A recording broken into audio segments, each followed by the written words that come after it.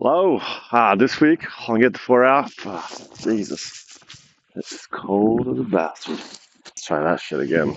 I'm in not so sunny Svalbard. About to get on the bus to go to the airport. Flying out. -20. Not as sunny as it used to be. But this week I'll get the fork out. We've got Frosty, also known as the Galley Man. We get his origin tale about being a young man. Always loved food. Always loved playing with his food. Then going to culinary school and his dad gently nudging him like, you should go apply at the 3 Michelin star. And he did. He got it. Great story, great dude. Hope you liked the episode of Get the Fork Out.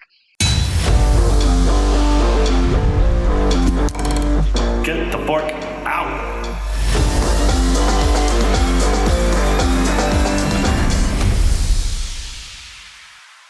All right, everyone, and welcome to this week's episode of Get the Fork Out. We have fellow yacht chef, the Galley Man, on this week's episode, and we're going to hear his story. We're going to hear how he got started cooking, maybe some tales of woe from his experience in hardcore kitchens, and then how he found out about yachting, and there's probably tales of woe from his first shitty boats that we all start on. The Galley Man, welcome. How you doing, man? Hey, I'm good, bro. I'm good. It's a pleasure to finally be on here with you and chew the fat. So yeah, looking forward to it, man. Yeah, I'm glad to have you on. It's you're one of those characters that I see on the gram, and I'm like, I bet he's got some stories. Let's hear him. Let's hear him. Oh, I'll try and give the listeners what they want for sure. Brilliant. Well, all right, so where you decided to become a chef, when, what inspired you, how old were you, what kicked it all off? I think my story is pretty simple in terms of where it all started. You know, it's kind of definitely the cliche comment from a lot of chefs, you know, playing around with food when you're young, helping your mum or, you know, your guardians kind of cook in the kitchen at home, you know, baking cakes and things like that. So that's definitely where, for me, it really kind of started, and I took a shining to eating. I think is the most important thing that we must stress here, is that I love to eat. I love to eat, even if it's shit food, if it's, you know, mediocre food, or, you know, the world's best food. I love to eat. You know, that little moment to yourself where you're just, you know, getting in there, getting involved, being interested with different flavors and stuff like that. So that's kind of where it was all born. My sister and myself used to cook on Sunday afternoons, you know, making a cake together or whatever. But my mum would always, on a Sunday, she'd always prepare this kind of salad buffet, you know, and it would be anything from peeled sticks of celery to whole cherry tomatoes to a chiffonade of iceberg to a platter of ham and leftover roast meats and all that, you know, jazz. And I can distinctly remember that I would try and make, I must have been like 5 or 6 here, or 7 or 8. Wow. That I would always try and make a face out of all the ingredients on my plate. And I would take pictures of it. You know, I'd get like the salad cream and try and make it into a smiley face or teeth or hair or whatever. And I think that's where the imagination of putting something onto a plate that looked like a picture, obviously no correlation to the level of what, you know, we all aspire to achieve and the great chefs out there. You know, it was definitely not refined or pretty or clean lines or anything like that. But it was just, for me, it was just the joy of trying to create a plate of food. It sounds like you were encouraged to play with your food, unlike the rest of us that was shunned. That's good. It's interesting. Yeah, I grew up in a house that was very much meat and 2 veg, you know, and a treat once a week. This is what, obviously, before I got my paper round and all that stuff, and then found McDonald's and all those bastardizations of food. The American cancer. The American cancer, you know. But that's, you know, we'll come to that probably, I guess, in a bit. But for me, it was definitely, you know, meat, potatoes, or a starch, and veg. and looking back, massively overcooked, in terms of carrots and things like that. But we've all been there. That was the time. That was the era where it was. I don't know if they were afraid of crispy vegetables or what, but they cooked the shit out of them. Oh yeah, it was. You just put it on your fork and it almost wanted to run away because it was just so embarrassed. But we live all we the live same and learn. color. Exactly. It's kind of limp, kind of broccoli on your fork, and I can understand why kids didn't really want to eat their veg at that kind of era. But I soldiered on for all of us, so we did well there. And I guess from that kind of bit of fun in the family kitchen, I kind of went to school and did all my usual classes, and then we got to that stage where in the UK where you can choose, I think it's 3 or 4 extra classes. And from that I decided to do food technology, which the year before was called home economics. So same titles in the US. It was supposed to be this kind of more scientific approach to food. Was it bollocks? It was just the same, modules and everything. And I really kind of thrived in that. I was kind of always intrigued to know more. I was always wanting to understand why, if I took the cake out too early, why did it sink? Or, if I cooked it at the wrong temperature, why did it go black and it was still raw in the middle? So, I'm young, I'm a kid still. So I'm still, wanting to work out why it doesn't look like the ones in the shop. What's the difference between cooking in the classroom and going to the corner shop and getting, a cake there that looks perfectly perfect and tastes perfect to my young palate? Why can't I replicate that? And it wasn't like an obsession, but it was always in the back of my mind as to what the element and what the craft was going into it, and how these mass things were made, as well as going to the bakery down the road and so forth. Let me interrupt you real quick for 1 second. Yeah, of course. I want to have a point. Like it was the same for me with home ec, or we call it something else, but same. I was like, it's crazy when you tell your story. It's very similar to mine. But I think when you're learning food that young, there's an element of common sense you don't have. You just don't have 100%. it. And so to learn through food is quite intense. But go ahead. That's all I want to say. No, that's a brilliant standpoint to add in, for sure. And then I think just I went through school life and going out and with my mates and those kind of, I think we had restaurants like Wendy's, Wimpy. So that's the introduction to the Americanization of a young palate. So burgers with your mates, go swimming, and then the chip shop, all those kind of things. And I kind of realized that I was interested in it. Obviously I had aspirations to be a pilot, football, soccer player, celebrity, all that things that you harbor when you're young. You want to be this big shot. You want to be successful, rich, drive fancy cars and all that stuff. But I had an innate want to create, and I think food was that kind of, not calling, but there was that defined interest in it. So I left school, went to catering college, did the whole classes, I think it was 5 days, 4 or 5 days a week, did all that. And I remember, here's the first funny story.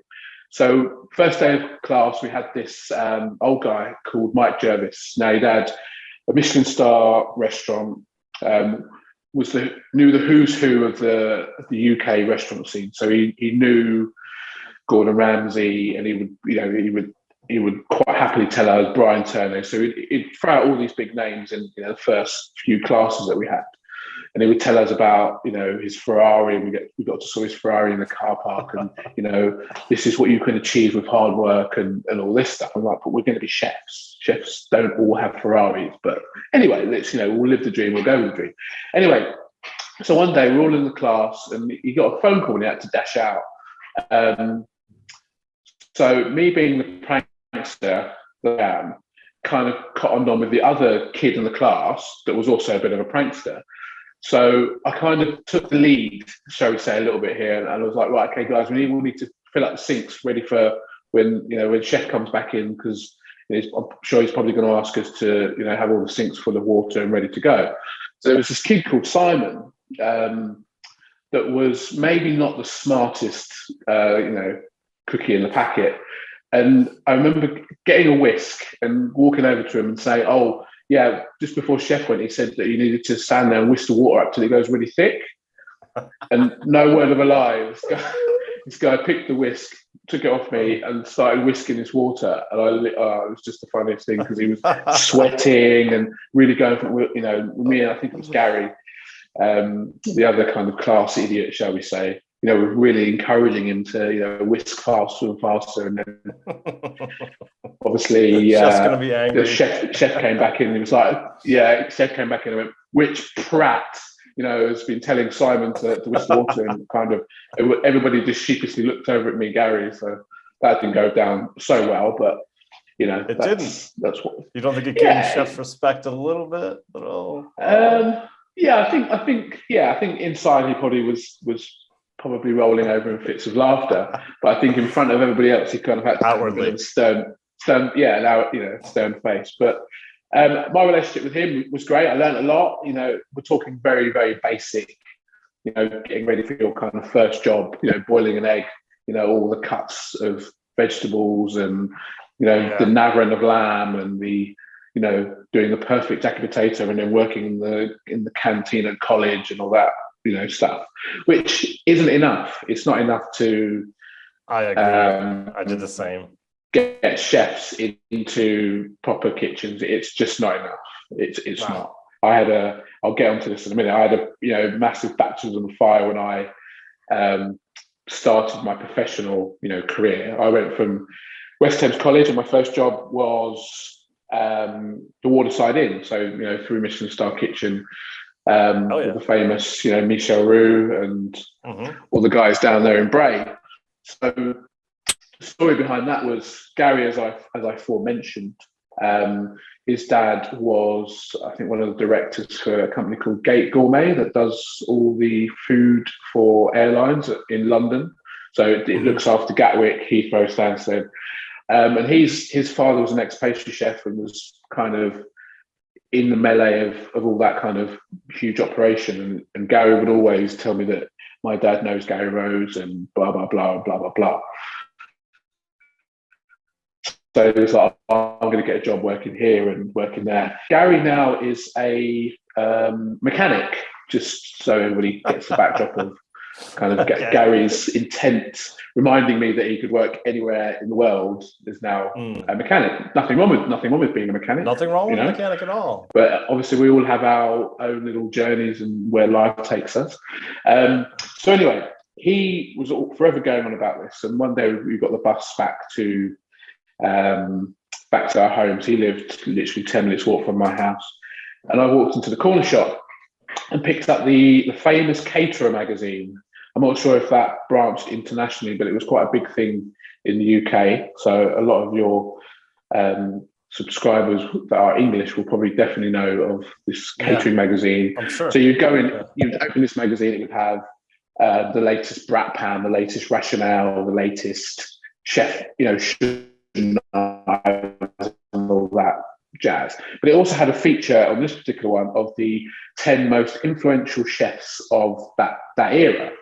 And the first one was Michel Roux at the Waterside. And I remember kind of walking into my house, kind of half reading it. And my dad was like, oh, what are you reading? I was like, oh, this is Caterer magazine. He's like, oh, let's have a look. So he had a little look through. I said, yeah, I'm really intrigued by this old guy. He seems like he's kind of like everybody talks about him. So all the younger chefs, now when I say younger chefs, I'm talking about the Pierre Whites, the Ramsays, the Rhodes, the Novellis, those kind of guys were all talking about him. It's been influential for them, for the whole industry as a whole in the UK. And I was like, oh yeah, I'd love to work for someone like that. And my dad just turned around to me and went, well, why don't you write? I was like, shut up, Dad. I'm literally, just about to finish college. There's absolutely no way they're going to take a little idiot like me that knows absolutely nothing. I didn't even have proper chef's shoes. I used to wear pair of kickers boots and those old checkered blue and white chef pants, that were massively way too big for you. That like bloody wearing kite. Oh, absolutely awful. I mean, just absolutely awful. So anyway, so I wrote this letter and I was about to post it. My dad said, well, let's, it's not too far from home. We'll go in the car. So we drove there, and little did we know that it was the winter closing. So they were obviously closed. So I was like, a bit deflated, because then I kind of pumped myself up. My dad had kind of got me to a level to believe that I could, work in the 3 Michelin star straight off the bat of college. So anyway, we pushed it through the office door, which obviously was shut. And maybe 2, 3, 4 weeks passed, didn't hear anything. And I remember coming back from college, and my dad said, "Oh, there's a letter here from you. I think it's from that restaurant in Bray." So I'm like, "Oh, yeah, I'll have a look at that later. Where's the PlayStation? Blah blah blah." He says, "No, you should. Come on, you should open it." And I was thinking, well, yeah, it's just going to be like, "Thanks very much. Here's a signed, I don't know, menu or something, and we wish you the best of luck with your career." But in fact, it was actually to offer me to go down for the day and spend the day with them, which I did. Absolutely shitting myself, petrified. I'm sure. Took my little bag of global knives, which everybody told you they were the best knives to get back there. Nothing wrong with globals. Nothing wrong with globals. Just not for me. They ripped my hands to bits. That's just not a fan of them, I'm afraid. So anyway, went for the day, met the great Mark Dodson, who was a chef at the time, that had gone through the ranks. So he had joined as a chef de partie and become the head chef there. And I just remember this intimidating, intense, but yet loving environment. Just so many people just so focused on one goal of sending out a plate of food that was just gonna transform someone's lunch, day, or evening.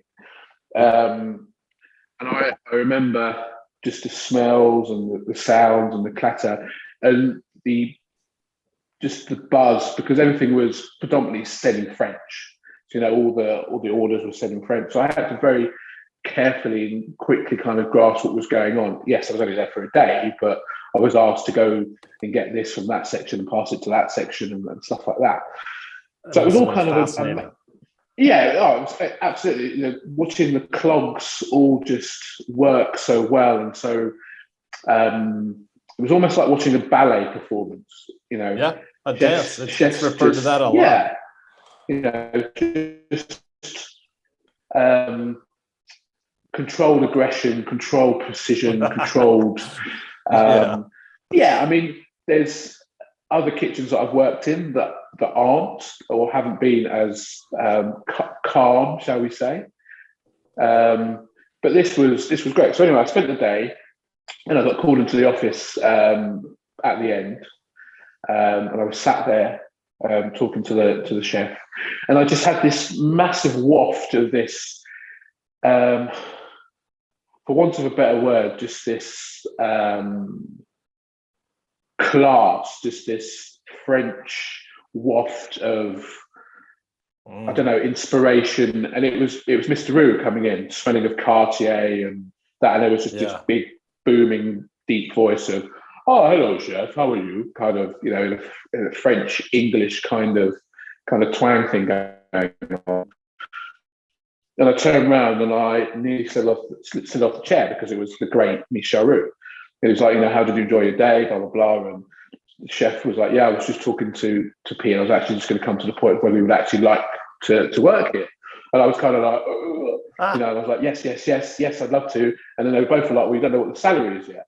And I was like, "I don't care. I want to learn. I want to become the best I can be." So he basically, from that, said, "Okay, well, I'd like you to make me a salad." So I went and made a salad, being all energetic and happy. So I remember getting this lovely, beautiful heirloom tomato and, taking the green off the end, slicing it nicely with my razor sharp globals that I'd spent probably all week before, trying to sharpen that were probably as blunt as a pencil. and fanning it all out and printing it on a lovely glass plate. It looked, for a salad, it looked beautiful. Yeah. Yeah. Little did I know that I was about to get my pants literally pulled down in the nicest possible way. So, Mr. Would called me over. He was like, "Look, the presentation of your salad is great. However, this, and this is wrong. This is what you would get at a good, pub. We're 10 levels above that." So, and I was like, "Oh, okay, I'm really sorry." He's like, "You don't need to be sorry. You didn't know. We wanted to see where you were at." And he explained, de-seeding the tomato, taking the skin off, maybe putting the tomato as a concasse, maybe a dressing, and tasting and not over dressing a salad, etc., etc., etc. And those first words are still the mantras that I live to today when I cook. So even if I get asked to make a Caesar salad, you'll never see me pour the dressing straight over the leaves. I will put the dressing to the side of the bowl, and as I'm bringing around the salad, it's been coated. Now, any chef, that understands and respects their ingredients probably will know this story and probably be rolling their eyes. But for those that maybe don't, it's a good marker to understand that, being gentle with it actually has a great ending when you come to eat it, because it's not claggy, it's light, and blah blah blah. So I went home after that, got the job, and I think I started maybe a couple of months later. So the funny story. How old were you? I was 17, about to go on to 18. So I spent just over 2 years there. Got a little copper pan, which is somewhere. I'm in my new house. I just bought with my fiance in the UK. So it's being decorated and stuff like that. So it's probably somewhere which I'll put it up, because it's something that's very close to me, very close to my heart, and it's a good reminder when I see it of the kind of where the story kind of started. So my first salary, for sure, absolutely. I'm immensely proud of that time. Not the original salary that I had, which I think was about $8,000 with service on top, and I was doing over 120 hours a week. Not going to get a Ferrari out of that, are you? But no. The teaching and what it brought was, I met some fantastic chefs, lifelong friends. I cooked for some amazing clients, met some amazing people. We had this old family, Mr. and Mrs. that were maybe between 70 and 80, that had saved up for like 5 years just so they could come and eat at the waterside. He promised that he would take his wife to the waterside. Yeah, so it's you have millionaires and billionaires that come and want turbot and Pont Neuf, and tartar sauce, and will charge them 90 quid, and then you have the other extreme where you have someone that's been saving up for years to come and so that attention to detail, because you don't know who you're cooking for. You could be cooking for kings and queens, and you'd be cooking for a young guy that wants to impress a girl that's been saving up all year because he wants to bag the woman of his dreams. So they both deserve equal attention. Just amazing. Absolutely. And I think that's one of the things I learned from there. From there, various stages. I went and worked for Tom Atkins, which was yin and yang in terms of the kitchen ethos. Yeah, I mean, I've to this day not been in the kitchen where I've seen a chef as all over it as he was. He would know I've told this story to a few of my close friends, but he would know what was going on in the fridge around the corner. He would know if you were pissing around, if you were trying to take a brief food and shit. He would know whilst he would be cooking and running the parts. Literally. But he was also an arsehole. He would grab people by the scruff of the neck. He would throw, if he saw one bit of dice that was irregular to the rest of the pot, he would throw the pot back. And obviously, working in London at that time, you were getting in at 7 and you weren't leaving till sometimes 1 o'clock. So your prep was almost like your family. You know, if someone was about to throw a pot of your, I don't know, puree back, you didn't want that to hit the floor. You wanted to catch it because it was what you'd been spending all day, not probably had lunch, you know, not seen outside, had fresh air for 12 plus hours. So you'd see chefs trying to catch these red hot pans. You'd see chefs whipping them. The sous chef would be right in your ear, you know, shouting abuse and stuff like that. And that was just kind of London back then. Now you just couldn't do that. Chefs would just walk out, and there's obviously already a shortage of chefs in the industry as a whole. You just couldn't do that, and I think our age was probably the last era that would kind of put up with it. I mean, I've had racism in the kitchen. I've been called this and that. I won't go into the exact words, but I've had it. Back then, it was, you know, not to jump on the whole racism thing and stuff like that, but back then it was talk about it if you want. Almost acceptable. You know, it was almost acceptable to do things, you know, do and say things like that. I mean, I got terrorized a little bit by a little French guy that would call me cochon noir, which obviously translates to black pig. Just because he thought he was in that kind of cool French boys, you know, they all stank anyway, so I didn't really want to be that close to them. But but you know, the saucière, so there's obviously a saucière in a French Michelin star kitchen is very important. You know, it's kind of it's a very prestigious position to probably work the up to. hardest. Yes, exactly. Yeah, probably the hardest position. But once you can master it, you know, you are seen as somewhat of a kind of a hero because you're consistent with your sources. Just no one even knows what this guy does. It's just magic. And, it's sorcery. Like, is your name Harry Potter? And I kind of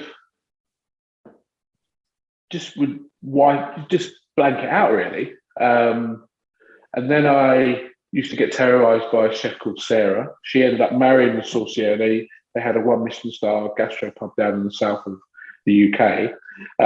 Phenomenal chef she was, both of them, but she used to terrorize me, and not bully, but she would very early on, as I would gather later on looking back, she was teaching me attention to detail. So we'd get these big boxes of spinach in. We had to wash them 4 or 5 times. And, you know, when you're doing 3 or 4 of these in the morning as your first job, it gets a bit tedious. So you try and cut corners and stuff like that. And I remember one service, she was about to we were doing this lobster dish and there was, you know, wilted spinach with it. And I remember she literally dragged me from the corner where I was doing soufflés. And she was like, have you seen the fucking state of this spinach? If I serve this spinach, I'm getting fired, you're getting fired, and probably the whole of the section's getting fired. And that was kind of those kind of moments that kind of instill those lessons. You know, that it all started, you know, the tedious jobs end up to the beautiful precision that goes on the plate at the end. And if there's one stage of that that's missing, then it just doesn't work, you know. No, it's unimportant. It's all hyper valuable. And it's hard to quantify that as a young person, as a young chef, where you're like, oh, I'm doing the worst jobs. It's such bullshit. But you don't have the capacity to see the big picture yet. You don't have the capacity to see that what you're preparing is going to enter a diner's mouth and they're paying a shitload of money. You know, exactly. It's going to happen. It better be good, man. It's got to be perfect. Absolutely. I think, and then from there, you know, I went and worked other restaurants, but that's the most impressionable restaurant experience that I've ever had. You know, I've done stages at Jason Atherton's restaurants. I've done stages in Norway, in France, in Scotland, and in London as well, San Francisco. All amazing, you know. but that first impression, those first smells, that first romance, of working in a Michelin star kitchen at 3 stars, and even to the stupid things of cleaning the stoves at the end of the night when the ceramic tops were still absolutely boiling hot and going through pairs of Birkenstocks because you wanted to get home because you were that tired that you were eating into your time, and I think that's why you have certain chefs in our industry, if we flip quite a fast forward to yachting, that are very, very quick to get cleaned down and very quick to, because they have, I don't want to be in the kitchen, as much as I love what I do, I don't want to be in the kitchen 35 minutes, 40 minutes after I've sent desserts. I want to be in the crew mess or in my cabin asleep, sending those emails that I haven't sent, or editing or menu design or whatever. Yeah, sending an order, all that shit. It just adds up. Yeah, sometimes people don't grasp that. Yeah, absolutely. So from the restaurant scene, I then went and worked for a chain. One comment, just real quick on your that's such a cool experience you had at the waterside, right? The 3 Michelin star. Yeah. Michel Roux. I just think like for a formative experience at 17 going on 18, that's real special. Like you've got some really good habits like burnt in from the start. Like they're just going there. I think it's really cool, man. I think I really like your dad too. I think he did a kind of a clever thing to encourage you, absolutely. Even though, without his kind of gentle prodding, who knows? Absolutely. You would have worked out no matter what, but like you got that dream job because you did something different than everyone else. Yeah, but I mean, I also used to go home various times and cry because I fucked up as well. Yeah. I'm not ashamed to admit that that I would send something that I may have not done or done enough of, would send the whole kitchen into the shit. It's not a nice feeling. It's not, sucks. It's I don't it's think the people worst understand the amount of pressure that even the young cooks are under. It's not just the head chef. It's like the amount of pressure, and it's either getting screamed out or, as you said, letting the whole team down. Yeah, it is. I remember being in the walk-in at like 20 years old, just like gagging, like because it was gonna be a 350 cover Saturday night at the best restaurant in Boston. We'd have 2 turns on every table, 3 turns on some tables, plus bar food downstairs, and I'd be like, "Holy shit! I hope I'm ready." And just be like alone, just gagging in the walk-in, like as a kid. Like exactly. I mean, now it's like I've learned the lessons the hard way. So like when I have a sous chef that is maybe panicking about something, I'm like, it's going to pass.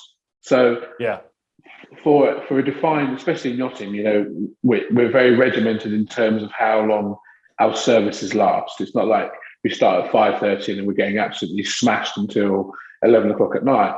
We know that maybe it's 8 o'clock, 9 o'clock, and then by 10 o'clock we're done. We should be lights off, out, pull your other stuff for the next day or whatever. So I try and tell my sous chefs that it's only for a short amount of time. So, if you fuck up, you're not necessarily going to lose your job if it's once. If it's consistent, then yes, like me, like you. But don't overwork, don't overthink something. There's always a solution to a problem. And half the time, the guests won't even know that there's a problem. That's what I was going to comment on. If you'll know, I think to be a yacht chef means you've got to recover not just from your mistakes, but guest changes and last minute and everything. It's like, and there's only like 2 or 4 of you back there, or the sole chef warriors, and you just have to pull it out of your ass. You just have to make it work. And like I feel like the longer you do this job, the more tricks you have up your sleeve. You don't even know they're up there until something happens. You're like, damn, I got this. Don't worry. I got Absolutely. This. I put this in the freezer a month ago for this very reason, and boom, there we go. It's exactly. I think a lot of it is you've got to be able to, and some people might disagree with this, and to be quite honest, I couldn't really care. You've We're earned the right all to say whatever the fuck you bullshitting. want. We're all bullshitting because we're all trying to. The minute the old saying, "Well, a chef wakes up, he's in the shit." That is true. You are in the shit because you need to get your jobs done so that you're not in the shit. So if I get asked in the middle of service, can you do this? Now, if I've got the mise en place for it, yeah, no problem. If I haven't got the mise en place for it, then I'm going to rely on that experience to try and get that same product out as quick as I can. But I'm not going to lose my shit. Going back to when I was at the water side and just coming out of that period, would I have lost my shit? Absolutely. You wouldn't have had any of that knowledge. Yeah, but there's no need to. It's all about, for me, a calm presence in front of my number two, in front of Chief Stew, in front of the service girls, and my fellow crewmates. We all live together. They don't want to, in my opinion, they don't want to be living with someone that is a ranter and a raver. Don't get me wrong, I've had my moments. Where I fought cat and dogs with Chief Stews in the past. The one I currently work with, we're almost like brother and sister. That's awesome. We know how to speak to each other. I know how to compartmentalize. If something else has pissed me off and they're asking me a question, I know now to go, can you just give me 2 minutes? Instead of taking what else is pissing me off and pushing it onto someone else. We don't know what's going on in that other person's life, Right. It could be right outside. Exactly. And half the time the guests are either pissed, not at the table anyway, and there's a big passage of time between when that plate leaves the galley to it being put down in front of the client. Yeah. That they wouldn't even. So sometimes it's about slowing everything down. Sorry, I didn't mean to interrupt. There's a delay. It's awful. But yeah, there's also a gap of time that I realized too, is like when the plate gets put down, the guest may or may not even like be available to eat it. Like you've waited. Okay, go. And it's like, oh, man, it's absolutely. just, it's difficult on a yacht. I want to get back to your story too about like how you started in yachting, but just like one more point. It's like difficult on yacht compared to any sort of restaurant, because like if you go to a restaurant, that's kind of your focus. You're just going to eat there.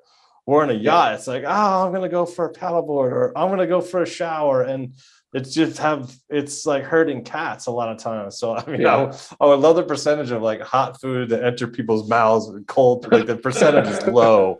Like it doesn't, and it's not even because we're not trying. 100%. It's just circumstances of distraction with these people. But I think that's like speaking to other chefs, going through the passage of where I've got to now in the industry. It's always been, fucking the plates will be fucking cold by the time they go get to the table and all that stuff. You can only control what you put on the plate. So the other stuff, I mean, I remember I used to plate up and I used to run in front of the girls and stand up in the pantry and watch every single plate go out. Yeah. Just all I'm doing to myself is just stressing myself out, and then having to go back and then clean down and then start again. There was just no point. It's a level of trust as well. I trust the team that I work with now impeccably, that everything goes out perfectly how I would like it to. There's no squabbling over plates and stuff like that. If the girls have done a beautiful, table, decoration, and they would like to use black plates, then I'll make my food work on black plates. Yep. It's a team effort. I think I hear these horror stories of both sides, arrogancy from both sides, and it's just not productive. It's counterproductive. So that's all I want to say on that bit. All right. Well, how'd you hear? So we never heard of like you went from nice restaurants, banging restaurants, Michelin stars to like, and what was some of your boats? What were your first boats? So I first worked on a boat called Landess with a how do I phrase this in the politest? A bit. I really want to say the C word, but I probably shouldn't. A very particular head chef. Now she was female. I'm only telling you that because she was female. That's not a dig at any female chefs, just to put it out there. She had this innate need and want to tell me about previous sous chefs, like every single day. Oh, my former sous chef Vicky would do it like this, and she'd be done by now, and all this stuff. So it was my first boat. She knew I'd come from Michelin star, background and restaurant background and private houses and all that kind of jazz. I remember that I wasn't allowed to use on a trip. I wasn't allowed to use the ovens or the hob space until the end of breakfast service, which could be 10:30 or 11:30. All my mise en place had to be. So if I was making a Caesar salad, think of a large Ziploc bag. So 17 crew. I would have my eggs at the bottom, my croutons, my peeled or shaved parmesan. My dressing would be in a little Ziploc bag, and my salad would be prepped, and it would all be in this one big Ziploc bag because I wasn't allowed to use any bowls. There was more than enough bowls for her and me to use, but there was this pedantic, slightly not slightly, this controlling very territorial, way. I'd say. Yes, and she was rubbing her musk on certain things. Don't use that. That's fine. Yeah, 100%. Yeah, it was like it's mine, and it was kind of like just very difficult to work in it. She knew more information than the captain. She was kind of like, the big cheese on board.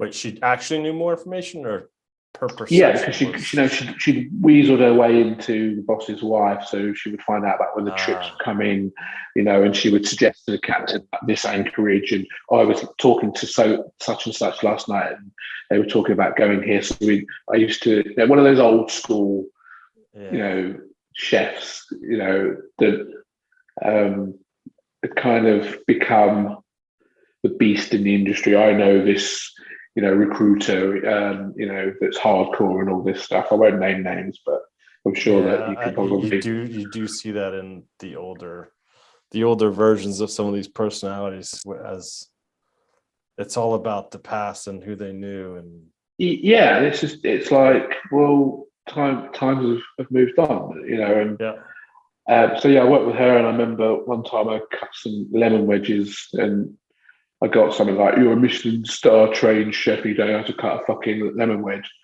Well, I do, but you didn't tell me how you wanted your lemon wedges cut for your dish. I can only do, if you want me to, exactly, if you want me to peel all the grapes, I'll peel all the grapes for you. It's not a problem. But I need to know the information of what you want from me so that I can do it. And it was always like that. It was always, oh, you didn't put the bread on in the bread machine. And I'm like, using a bread machine? And then it would be like, oh, there was one crumb of, I clean the floor, I get on the floor and wipe it with my, scrub it with my hands and knees. And she'd come in the morning and there would be nothing on there, mate. Nothing. But she would just say, oh, I was up here just after you finished and I came up again to clean the floor because there was 2 crumbs on the floor. And I'm like, 2 crumbs, mate, chill out. But yet you go to the dry store and there'd be like 20 bottles of ketchup or 5 things out of date that are older than the boat and things like that. And it was, you can't use those, I'm going to need them for a trip. What the 4-day trip that we've got, just that over kind of panicking and controlling nature, which wasn't helpful. I learned a lot, don't get me wrong, but how long did you last? I was on there for 2 years, I think. So whether that was stupidity or maybe I didn't think that I could, progress. Because I'd say it's maybe a little bit. The industry is a lot more open than it was when I started. So I've been yachting now, 8 years? I think back then it was definitely you had to know someone first to get that. You had to know someone that was on a boat, so you could get a job, or you had to have the right opening with a recruitment company or something like that. Whereas I think now it's a lot more. I wouldn't say easier. Because my perspective is a little bit longer, but I think maybe that's what we all go through when we get to the industry, where it's hard to find a job. It's hard to even get to know people, to get to know the right people, where I'm not disagreeing with you, but it could be your perspective is different because you're a little more of a veteran now and have a name for yourself, and it's easier to find jobs. Yeah, that's a very fair comment. But you also might be right, as in the industry has exploded in the last 8 years. There's just not 100%. Enough crew. So you might also be right. Oh. Yeah, I think it's probably one of those ones that's just down the middle, isn't it? I think we're both equally correct in its essence. I just think now there is a lot more avenues to be able to maybe shorten that time of getting your first job. There's a lot more courses, a lot more, Instagram, especially for chefs, is a lot easier to get yourself out there. Obviously, people can see your food. Obviously, they can't taste your food, but you can definitely tell when I'm looking for sous chefs and things like that, or temp people. I can definitely tell if I want to interview that person just by going off food pictures. Is that the right fit? Do I want that kind of food to be cooked for the crew? Will the crew appreciate that kind of food? And I don't necessarily always look at food pictures. I look at the other pictures. What do they do in there? What are they interested in? Do they go hiking? Do they eat out? Various other things, because you want to try and get a general kind of picture of what they would be like. Absolutely. Good human. And it's absolutely hard to, I think the stigmatism with restaurant chefs, I'm sure it still is that, we don't want to hire a crazy person or a drug addict, or, kind of in the yachting industry's mind, we're all like that.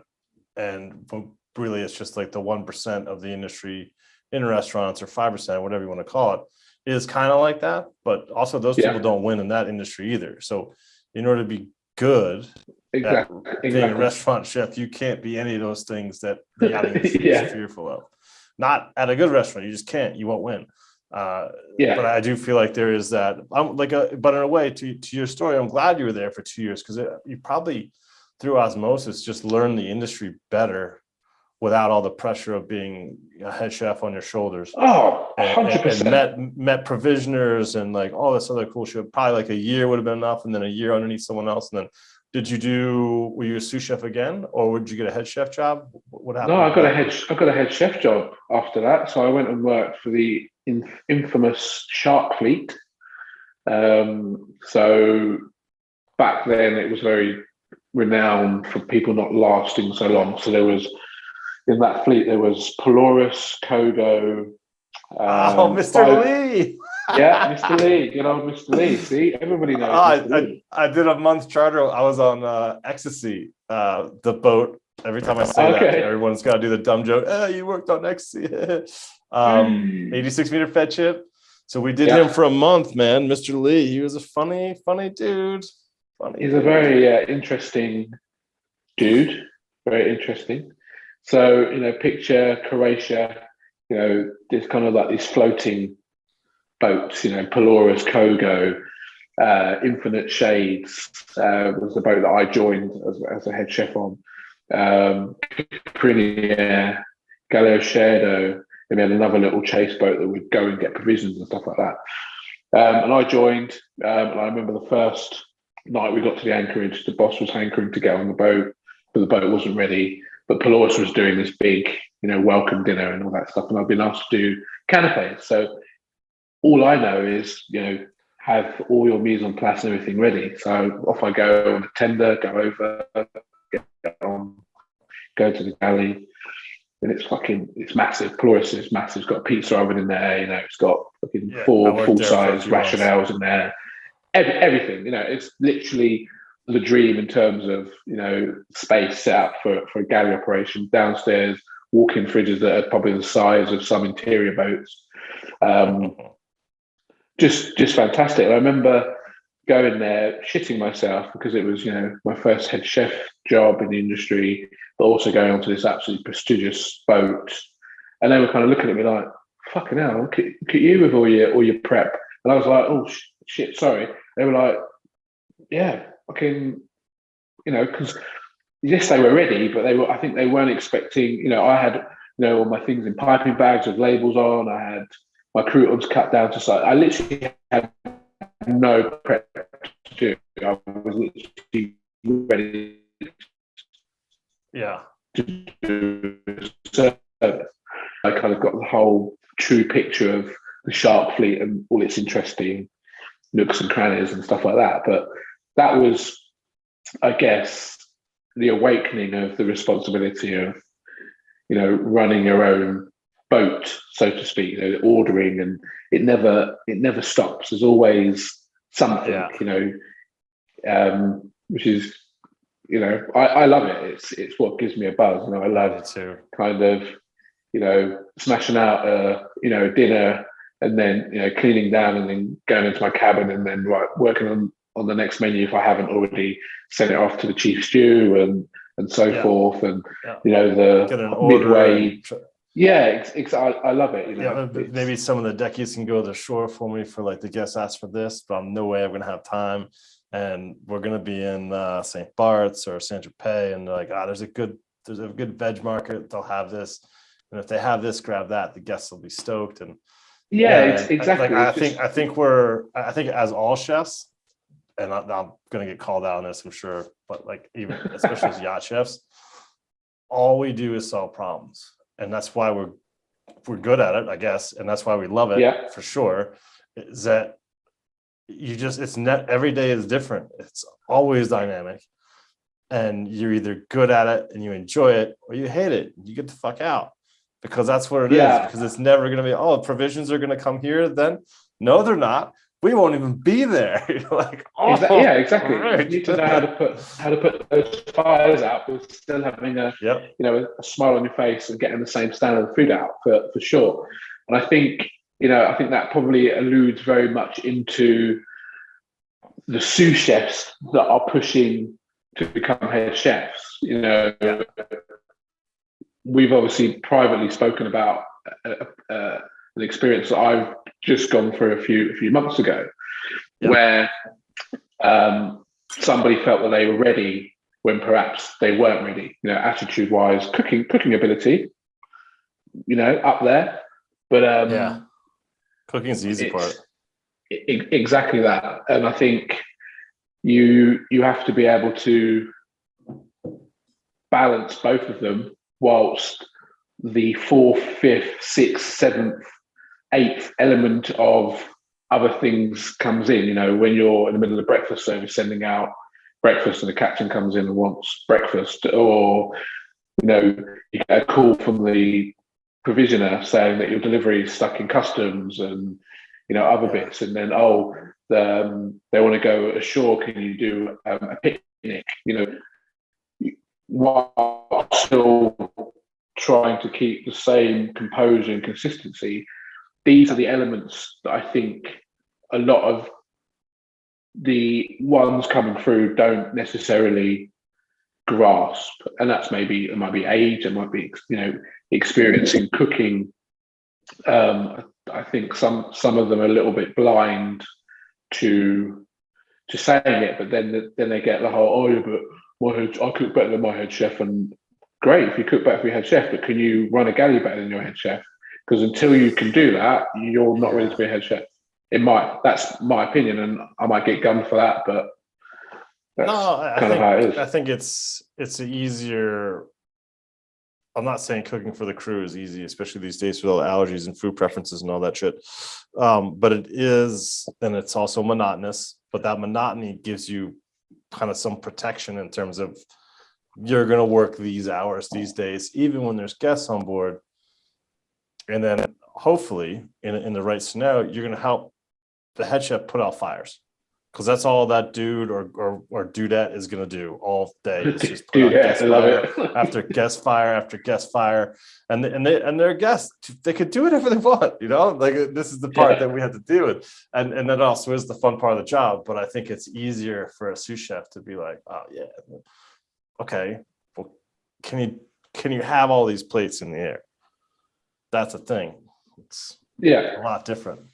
And without becoming rude and short and right, aggressive and cocky and backstabbing. Yeah, exactly. I mean, sous chef, chief stew, and provisioner and captain. I mean, fuck, throw the chief engineer and chief officer in there too. Like those are the backbone of a charter season. Like you just any one of those things is off, you're like, shit, come on. Oh, exactly. man. Yeah, then you are in the shit. Yeah, exactly. Yeah.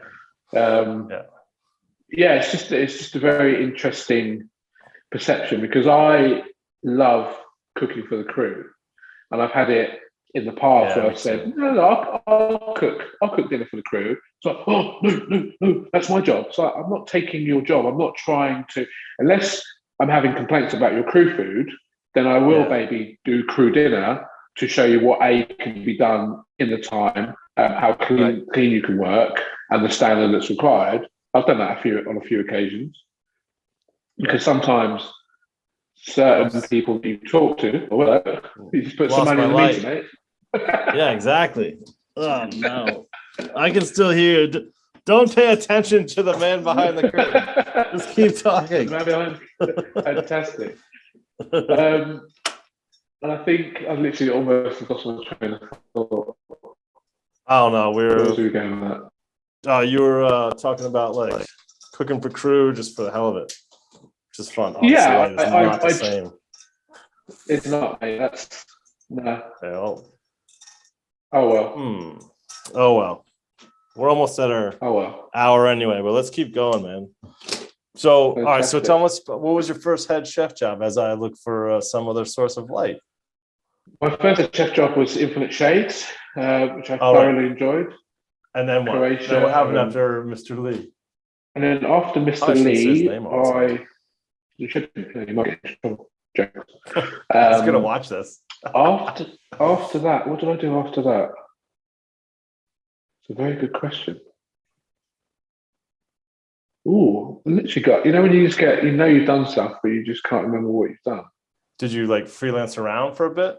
No, I've never done freelancing in the yachting industry, weirdly. No, I love it. No. I'll do like 4 years on a boat, and then I'll freelance around for like a year, maybe. Oh, really? Maybe during COVID, it was actually longer, just because like I want to sniff things out. I don't want to commit. But once I'm somewhere and I'm happy, I'm stoked. I want to just stay there. I'm just gonna move the camera where there's maybe a little more light. I've worked on obviously Lunacy, where I'm at now. Yeah. Worked on a boat called Soulmates, which was great. It was a great laugh, great owner, great captain. Soulmates, is that? Soulmates, yeah. It was a 55-meter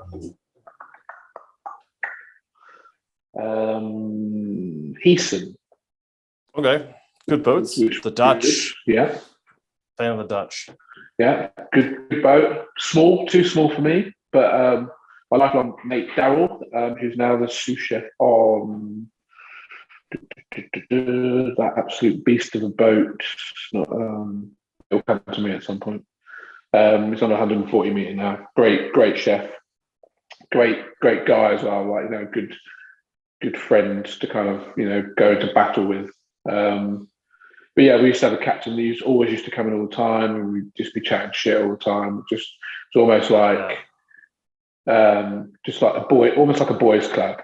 Obviously the deck is always quite clicky, but there was me and Daryl, and there was a captain on Soulmates, and we would just chat absolute crap all day, cook great food for the crew and the guests, and just have a good old time. To be honest with you, it was a good crack. And then obviously I worked on Eternity, which is probably the boat that put my that sounds like an arrogant dick, but it's probably where people maybe might have started to have heard of this little chef called Frosty, or the Galley Man. Frosty the Galley Man. Yeah, Frosty the Galley Man, I should have linked those two names up in the beginning because people know you. Sorry. And that's kind of where I won the Antigua Yacht Show chef competition. Hell yeah! We just got into Forbes magazine and all that kind of stuff off the back of that, which was great. And I'm now trying to write a recipe book. That's awesome as well. So yeah, man, more power too. Yeah. I love these stories of. I just love chef stories in general because of the parallels to my life, and I can relate to perspective, experience, all that shit. Yeah, but I like the kind of the courageousness and like outside the box thinking of. Yeah, I'm gonna write a book. Yeah. Yeah, I mean, you probably get it as well. I mean, for your social media channels, you probably get people that ask you, for recipes or little advice. And I don't say this definitely not in an arrogant way, but I'm definitely someone that is. And what I like about our industry, whereas opposed to maybe the shore-based, the Michelin star, is it can be quite secretive ashore. If you want a recipe for something that's absolutely killer, if you're working in a restaurant, you've got to almost go and stage. Yeah, you've got to stage there, or you've got to have an inside. Because I noticed that staging in London is like, and this is a few years ago. This is like an stage at L'Autorpide and Pied de Terre. And I noticed like because the Leadberry was kicking hard, and another restaurant just came out, but like kind of there was a lot of similarities in terms of the dishes and stuff. Like a lot of the hits were being repeated, and so I do agree with you completely. Like I don't think in yachting it doesn't matter for shit, but on land you'd still be that old school, French saucier that doesn't give out his recipes. Yeah, and it's absolute bollocks. I mean, if someone literally messages me and said, "Oh, can I have the recipe for?" Yeah, the you've given me recipes before. Yeah, it's literally, maybe if we're going for the same job, maybe I probably wouldn't. But no, but that's purely because obviously I've got things to pay for. It's not in a malicious way. It's just I want to obviously put my best foot forward. You would want to put your best foot forward. But yeah, but even like unless we're going for the same exact cooking interview, it wouldn't matter exactly anyway. Yeah, exactly. But what were you saying about like basically that you're happy to share recipes? You asked me if people hit me up for stuff, and what were you going to say about that? I was just going to say, I just think that I love in general that the people that I've come across in this industry have always been more than happy to share. Like Josh, Nina, Mikkel, Dean have always been very, very happy to kind of share, or and it's a two-way relationship. It's not just taken, and I'm very much happy to pass on anything that helps another chef. Let's just let's have to be a recipe. It can be a hack or advice. Or where to get this from. Or I've had it be a two-way, but also a one-way, and I'm happy to do the one-way because it's people did it for me when I was getting into the industry when I was a young chef. And will I get that time back from that person? Will they have wisdom to exchange farther down? I hope so, but it's not that important. But most of the time it is like chefs and the back and forth. And I mean, not to get off topic, but I mean, I think 75-80% of the reason I do this podcast is for community. Like we talked about, it's not that secretive shit. It's like, well, we can all just be friends. We can all just share knowledge as a group and support each other rather than being like, no, fuck you, I'm better. That guy's a piece of shit. Like there's none of that. There doesn't have to be. And if there is, I just walk away from it. I'm like, oh, whatever. Some of the stuff I've seen, because maybe some chefs that are very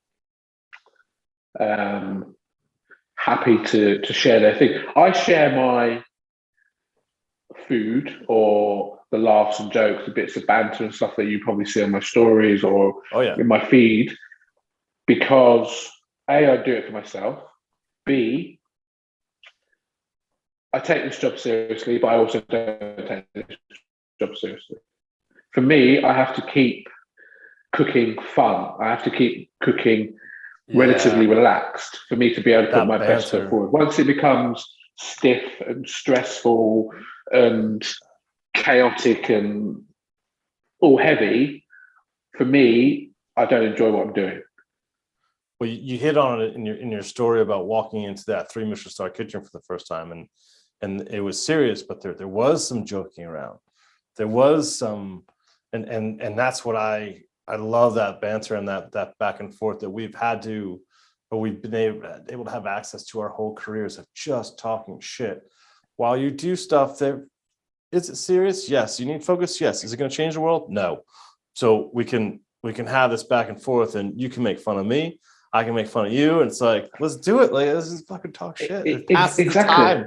Exactly. So I listen to staying on that kind of topic. I listen to if I'm allowed to talk about another social media outlet, I listen to something called The Nightcap, which is I think the chef is Paul Foster, and another guy is a radio kind of DJ host, and they get other chefs on. So they get your Daniel Cliffords, your I'm writing this down. Big chefs, famous chefs, and they talk pretty much like we've been talking, and they just generally talk about funny stories, how they come up with their dishes, how they run a Michelin star kitchen, and stuff like that. And I can often be found on a charter, when my sous is having a break and I'm getting ready for lunch service or dinner service, whatever. I'll have this on full boom. People, deckies will come in and other stuff. Like, why are you listening to other chefs talking shit in a kitchen environment? But that's sole purpose, because it's talking shit. I can relate to them. I find it funny. The little stories of how they dropped a plate, the service staff dropped a plate, or how after service, you all went to the kebab shop. Just the little stories that kind of fill that void space sometimes when you're in a galley on your own. You've got as company as a mixer and a thermomix that takes ages for the arms to go back onto the top of the disc. Bro, mate, I think it's slightly faster if you hit the dial as a button. I think they open slightly faster that way. Is it? But it's still shit. I'd pay anyone that's listening to this $3,000 for the old TM. What was the first one? What was the first TM7? With the one with the dial. Come on. Yeah, like stop. So these thermal mixes, I think the chefs, including the restaurant chefs, were like an ancillary benefit of their whole idea. They were making the shit for the happy housewife, and we just happened to realize like this bit of kitchen kit is almost, you can't not have it anymore. But they didn't make it for us. We're such a small niche, like they made it for the masses. So that's why we get the little arms that go. Oh, mate. It's helpful that you've got the recipes on there. I don't particularly use them, but I can see the benefit of them. But the old one, you used to be able to pick it up, shake it.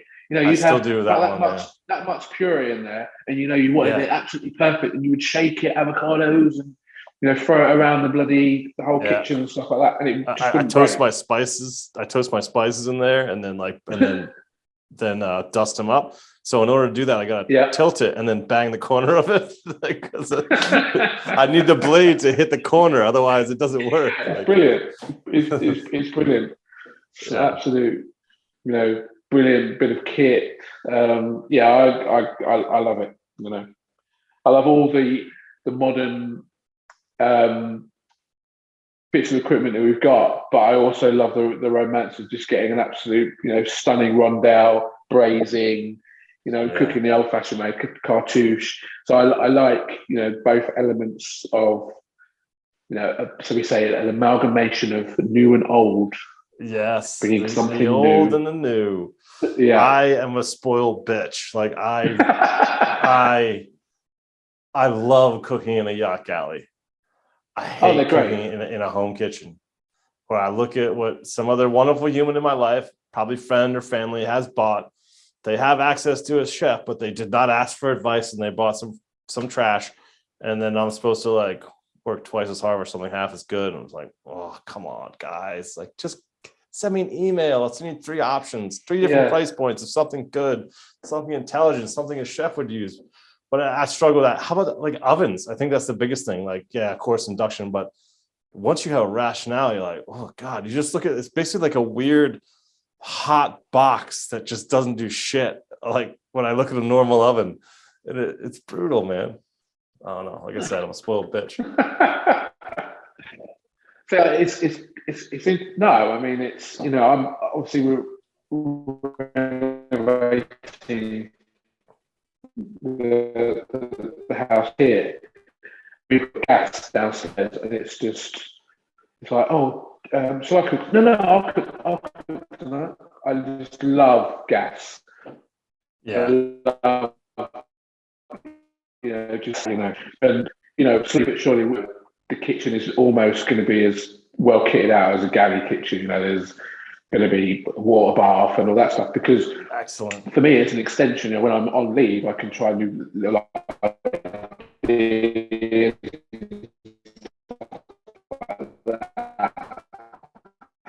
Oh man, it's quite interesting. You're talking about that side of things, because if I go to my mum's, she's got little bits and pieces of like.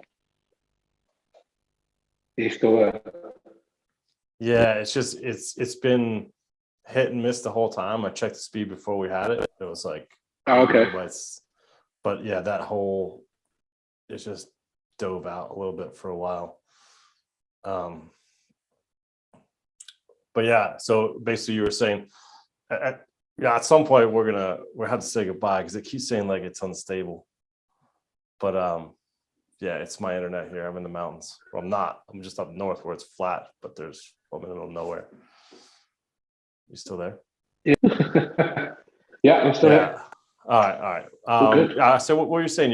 Because I feel like if I had a place at home, which I don't, I would like to have like a nice, relaxing, fun time of cooking rather than like frustrating. Yeah, that's it. It's like, open a bottle of wine, make some dinner, family over, friends over, but be able to kind of still not necessarily do all the fancy schmancy stuff that you do on a yacht, but still be able to, do something. I've just bought a new pizza oven, which is great. So I'm being able to cook, pizzas from scratch, in a wood. It's wood and gas, so doing both things. But you can cook a nice bit of fish on a bit of wood in there. So for me, it was just a practical thing. My fiance is more vegetarian than I am. She would say that she eats a lot healthier than I would probably definitely agree. So it's just, I can do interesting roasted vegetable things and stuff through that as well. So it's just, it's an extension of, the house indoor, kitchen setup as well. So it's just nice, Yeah. One day when I grow up, I'll do something similar for sure. I grow up. Until then, I'm gonna be on the road. Dude, I went to this. I've got a plethora of really nice, not all Michelin star, but some good Michelin star restaurant videos coming out for YouTube. Oh, nice. The one I just went to was Exted. There's no electricity or gas in the cooking. There's refrigeration, but everything is done with wood, and it's in Scandinavia. Oh, wow. So the heat is from birch, and then any of the smoking they do is with juniper. So oh, bro, where do you see the video? Because the setup they have, it's brutal. They're all sweating back there, but they make it look good. And it was kind of like, how in Thai food there's an essence of spice in everything. Like there's a tiny underlying layer of heat. I love heat anyway, big heat, but same. it's a subtle thing there. And that's what every dish was like at this restaurant. There was just a subtle hint of smoke. And homeboy, Exted, the chef, like he had to relearn how to these ancient recipes on how to actually cook stuff. And they did this cool thing where they'd flame smoked beef fat in this cool little, I think it was called a flambeau. It's like a Spanish thing, like almost like a cone with a handle. And they flame the fat onto an oyster that's on a wooden plank. And then they show you that, and then they kind of, tart it up and make it look sick. And it was like, it was awesome. It was mind blowing. I love it. That sounds cool. Yeah, that sounds really cool. Yeah. No, the excitement in your face as you're telling that story is what I love about what we do. Is when someone has a great experience and then they pass it on to someone else. You can just see the joy and that's what I love about what we do, for sure. That's that shared passion. Like, if you're going to hang out with a chef, you're going to have a good time. Oh, yeah. It's going to be great food, great chat. And just, I went out with Josh in San Diego and probably had one of the best, like, chefy, nights that I've had in a very, very long time. It was just great, just chatting shit, eating good food, drinking some good wine, good beers, local ales and stuff like that. Yeah, just having a good old chat. It's like educated hedonism. Like, we're gonna go eat some really hardcore shit. We're gonna drink some of the best of the best, and then we're gonna swear and talk like sailors the whole time. And it's just this kind of like, I love it, man. Chef dinners are the best. Yeah. One day, you and I, either just us or whoever's around, but man, that'd be 100%. Great. I really appreciate that. Cheers to that, my friend. Cheers to that. Cheers, homie. Well, let's call this a podcast. I really appreciate having you on, man. It's been good to kind of get to know you this way, and I'm happy to like share your story with the community, because everyone's got a similar story, and I think it's a little bit not up to us, but I think some of the greenies in the industry and people wanting to get into it are going to want to hear the stories, how they happen, and how people get 100%. In. Yeah. Awesome. Cheers, brother. Well, thanks for coming on this episode of Get the Fork Out. Cheers, dude. Pleasure. Cheers, man. Take it easy. See you, homie. Next week, we have on my friend Nina Wilson. I met her as a techie like 10 years ago, and now she's the crew chef on the Instagram and the crew chef on the YouTube. She's awesome, and she's changed her career mid-industry and slamming out some amazing food, amazing projects, and she's awesome on YouTube. She's such a good watch. So we are going to speak to her next week on Get the Fork Out.